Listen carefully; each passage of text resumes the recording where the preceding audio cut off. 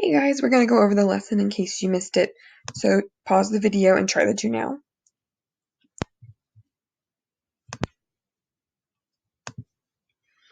Okay, so number one, what is the law of conservation of matter? This is that no matter can be created or destroyed. We can change it, we just can't create it or destroy it. Okay, number two, if you add 5 grams of baking soda and 10 grams of vinegar, what should the mass be after the reaction? So according to this law of conservation of matter, we want that our reactants, which in this case are baking soda and vinegar, those ingredients to equal at the end. So we would have 15 grams at the end after the reaction is over.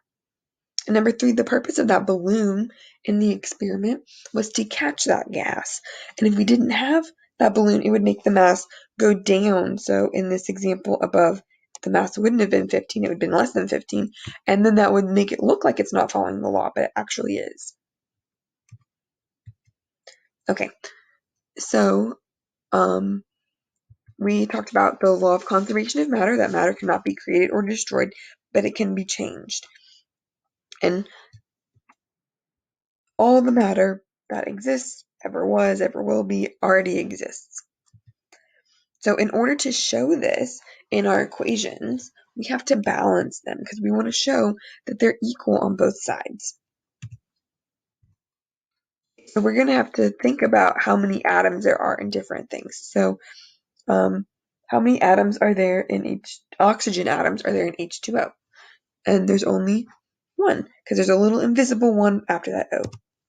How many hydrogen atoms are there? There are 2, right? Because we have that little 2.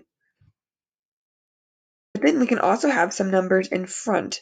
So think about how many oxygen atoms there would be now. Okay, this is basically saying we have H2O twice. Okay, so if we have H2O twice, we now don't have 1 oxygen, we have 2 because there's 2 H2Os. What about how many hydrogen atoms? So this would now be 4. So now I have just H2O by itself. How many water molecules are there? So there's just 1 water molecule. And then, oops, let me move this. How many water molecules are there now in 6H2O? And there are, oops,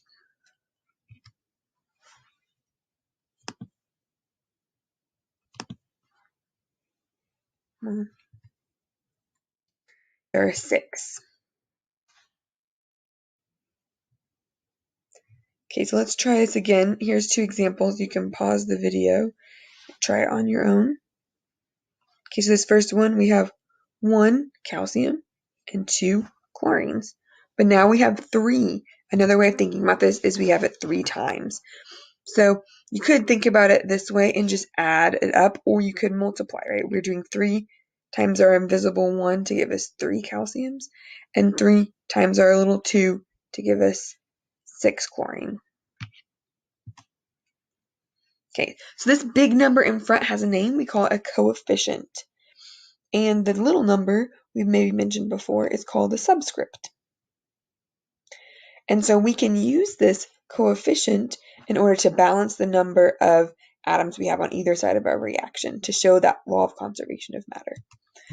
When we balance, we can only change the coefficients, never change the subscripts. It's very, very, very important. And that's because if, say, we had H2O and we needed to change it so that there were, and maybe we had O2 and H2 on this side. So our hydrogens are balanced, but there's 2 oxygens on the left and only 1 oxygen on the right. We could think, oh, let's just put a 2 here. Then the oxygens will be balanced. But this now is no longer water. So that's not what's actually going to be happening. So we're never ever change that because it's going to change what compound it is. We can, though, change the coefficients, the numbers that are going to be here in front of each of these. Okay, so there's a couple different ways we can think about this. So here's an example. and these blanks are where we're going to put our coefficients. So one thing that's helpful sometimes is to draw a line or something to separate reactants in our products because we want these to be equal. And then we can sometimes, if you want, there's a couple different methods you can use, but you can draw what we have. So H2, maybe let's have a key over here to the side and make H a triangle. So H2 would be 2 triangles. And then maybe we'll put chlorine as a circle. And there's 2 chlorine. So then over here, HCl would be 1 triangle and 1 circle. So if you want, you can do it this way to help you visually represent what is happening in our equation. So we can see our triangles and our circles are not equal, right? So in order to fix this, we just go to whichever side has fewer and we start adding. But we can't just add one part. Again, we have to add the whole thing. So because we had one fewer triangle and circle, we could add a whole another thing. So now our equation is balanced. We have 2 triangles on the left and 2 on the right. 2 circles on the left and 2 circles on the right. And then we can put our numbers in as coefficients. So we only had one set of H2. So you could think about a 1 being here, but we're actually not going to write the 1. It's understood just like when we were doing nomenclature.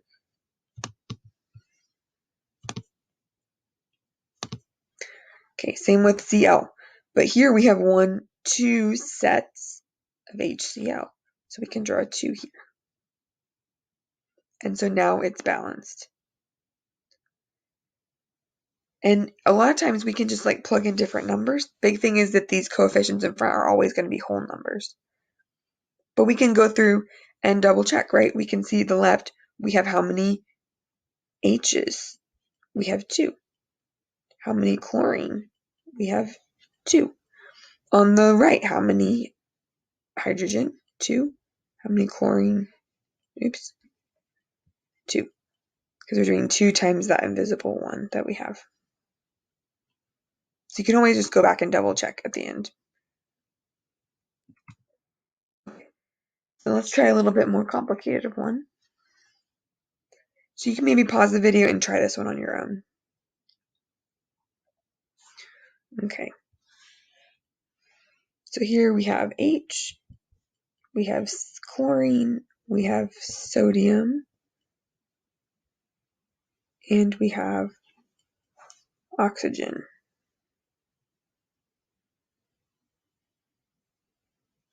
Okay, so we can say maybe triangle, circle, square, star, something like that. So HCl would be triangle, circle. NaOH would be square, star, triangle. NaCl would be square, circle. And H2O would be triangle, triangle, star.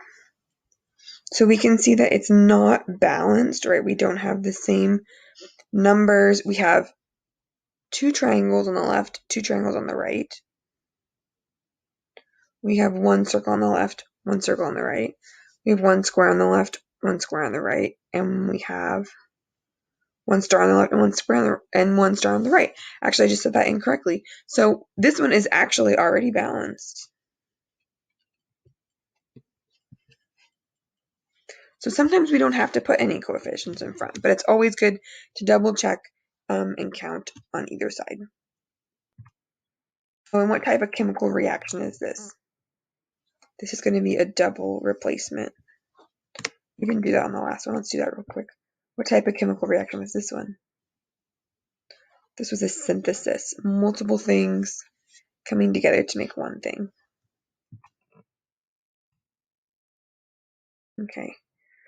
So sometimes the way we just did before takes a lot of time and space. So we can do a couple other things to help us out. We can use something called the tile method, where instead of drawing everything, we're just going to be writing the words again, but we need to have some way of keeping track of the number of different atoms.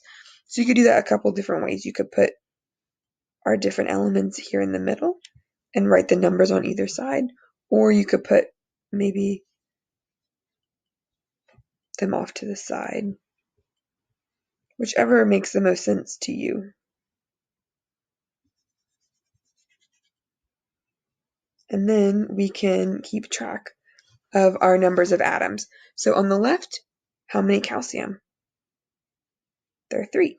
On the right, how many calcium? 1. On the left, how many sulfur? 2. On the right, how many sulfur? 2. So it's not balanced because we have 3 calcium and 1 calcium, so they're not balanced. So you can think about each of these as a tile, a set that you have to keep together. And so our sulfurs are good, but our calciums are not. We need more calciums on the right side. So we can just add another tile. The reason it's called the tile method and we're wanting to do it this way is to remind us if we needed to add something, we have to add the whole tile, but we don't actually need to add that. Okay, so now we don't have 1, we have 2 calcium, but it's still not balanced. We need to add another one. And now we have 3 calcium, and it is balanced. But don't forget, this happens a lot where we do our work, but the most important thing is to put the coefficients in. So we have 1 calcium sulfide and 1, 2, 3 calciums and just 1 sulfur. So what type of chemical reaction is this?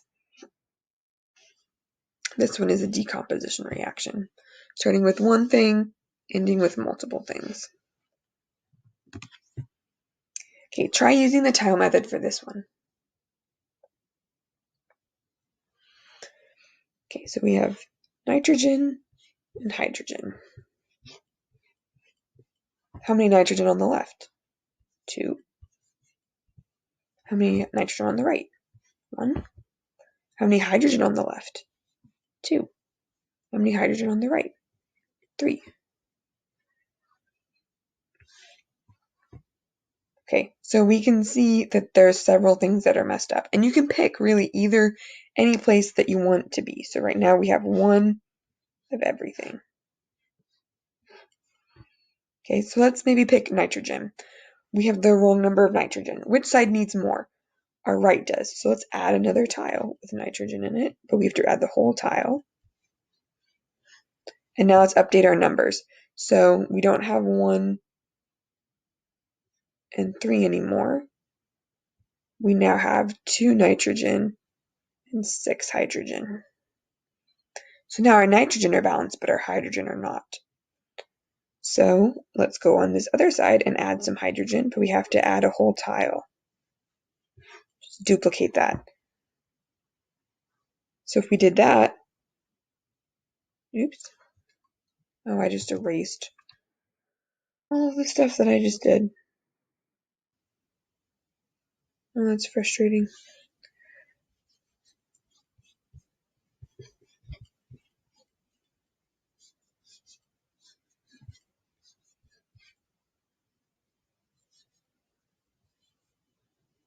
Okay, we put a 2 here, so we made an NH3. So now we have 2 nitrogen and 6 hydrogen. Okay.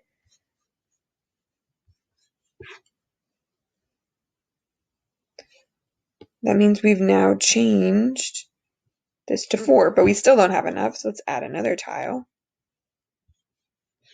And now this 4 is now a 6, and we're balanced. So don't forget that we have to put our coefficients in. This first one is just going to be 1, so we leave it blank. Then we have 3, and then a 2. If we're ever not sure if we did it correctly, you can always just look at the coefficients and count it again and make sure that we're good. How many nitrogen on the left? 2. How many nitrogen on the right? 2 times that little 1 in front. How many hydrogen on the left? 6. 3 times 2. How many hydrogen on the right? 6. 2 times 3. And we can do that to double check at the end. What type of chemical reaction is this? This one is synthesis, starting with multiple things and making one. Okay. We can also do a little faster way that takes less space. And it doesn't matter which method you use, you can just use whichever one makes the most sense. So in this one, we're going to write all of our elements in the middle. And then count potassium, 1 on the left, oops. On the right, we have 1. Chlorine on the left, we have 1. Chlorine on the right, we have 1. Oxygen on the left, we have 3. On the right, we have 2. Okay, so when we add a coefficient in front of something, that's really like multiplying that times our subscript. So we're going to think about what number can we multiply to make this equal to the other side. So right off the bat, we can see there's nothing really that you can multiply to get to 3. That's a whole number.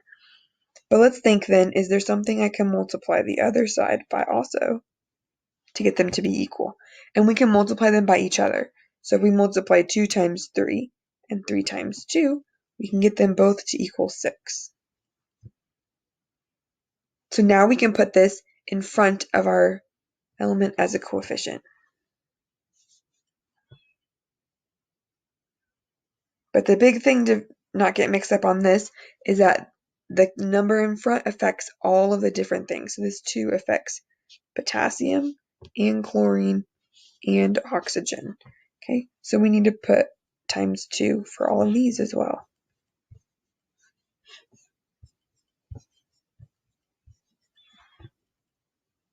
Because now we're not quite balanced. Now our potassium and chlorine are off. But we can think, what can I multiply by to make them equal to the other side? And we can multiply by a 2. And put a 2 here. This is another way. It's a little faster and saves a little bit of time if you can think about it in this context, but it's up to you which method you want to use. What type of chemical reaction is this? This one is decomposition. One thing getting broken down into multiple things. Okay, you can try the math method or whichever method you would like for this one. Okay, so this one, we have sodium, we have chlorine, we have, oops, there's a typo, right? No, it's fine. Fluorine. We can count 1 on the left, 1 on the right, 1 on the left, 2 on the right, 2 on the left, 1 on the right. So we can see calcium or chlorine and fluorine are both unbalanced. We can start either place. So let's start down here. So what can we multiply to make these equal? We can multiply by a 2. So now this 2 goes here in front of the fluorine on the right, but that also affects our sodium. Okay, now fluorine's good, but chlorine and sodium are not good. So let's maybe think about what can we multiply to get it equal to 2. We can multiply 2, but that 2 also affects the chlorine, which is actually kind of a good thing because then it helps us balance it out. So this is now balanced. Again, if we are not sure, you can kind of look away from your work because a common mistake is to forget to have this coefficient go to both things. But we can just double check at the end How many sodium? We have 2, 2. 2 times indivisible 1. How many chlorine? 2, 2. How many fluorine? 2, 2. And just double check to make sure everything's balanced. What type of reaction is this? This one is a single replacement. Okay, let's see. We have one more example, so you can try whichever method you would like for this one. Okay, so we have aluminum, hydrogen, chlorine. 1 aluminum on the left, 1 aluminum on the right, 1 hydrogen on the left, 2 hydrogens on the right, 1 chlorine on the left, 3 chlorines on the right. So let's say that we will multiply times 3 on this side to make it 3, which means we put a 3 here. That also affects our hydrogens.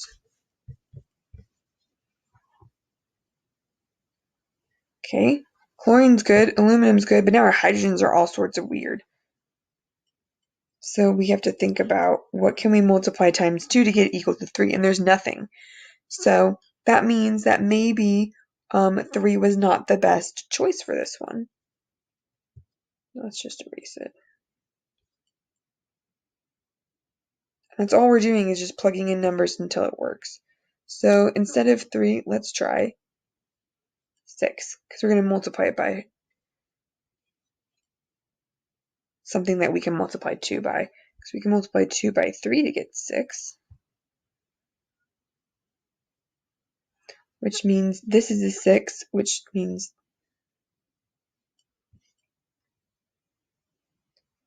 this is a 6. And this 3 will go here. Okay. So now we need to fix our chlorine. So what can we multiply it to equal 6? We can multiply it by a 2. But that also affects our aluminum. So that means on this side, we need to multiply it by a 2 to have 2 aluminum. So this one would be 2, 6, 3, 2. This one was a little difficult. If you want to try it a different way, you could have done the tile method, right?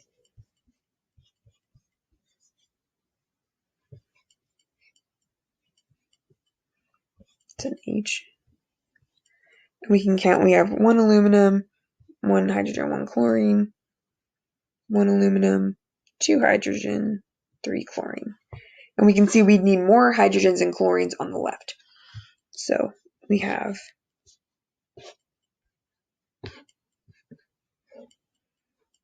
we'll add another one. Okay, that updates our numbers to be 2 and 2. Hydrogen's good, but chlorine's not good. And we need more chlorine on the left. So we'll add another one.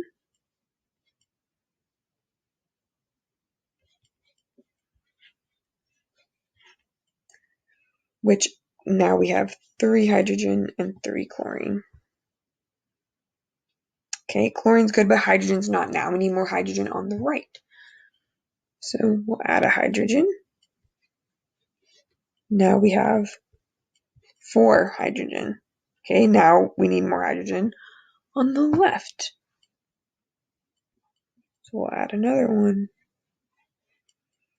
That changed this to a 4 and this to a 4. Okay, hydrogen's good, aluminum's good, chlorine's not good. So we need more chlorine on the right. So we'll add another tile. Now we have 2 aluminum and we have 6 chlorine. So let's fix our aluminum, add another aluminum. So now we have 2 aluminum. Aluminum's good, hydrogen's good, chlorine's not good. So we'll add another HCl and then another HCl. So now we have 6 hydrogen and 6 chlorine. So the only thing that's not good is our hydrogen. We need more on the right now. So here we just go back and forth until everything balances out. Now we need to count how many we have. We have 2 aluminum, 1, 2, 3, 4, 5, 6 HCl, 3 H2, and 2 AlCl3. You could do the exact same thing by drawing out the molecules with the different shapes. Okay, so today we talked about the law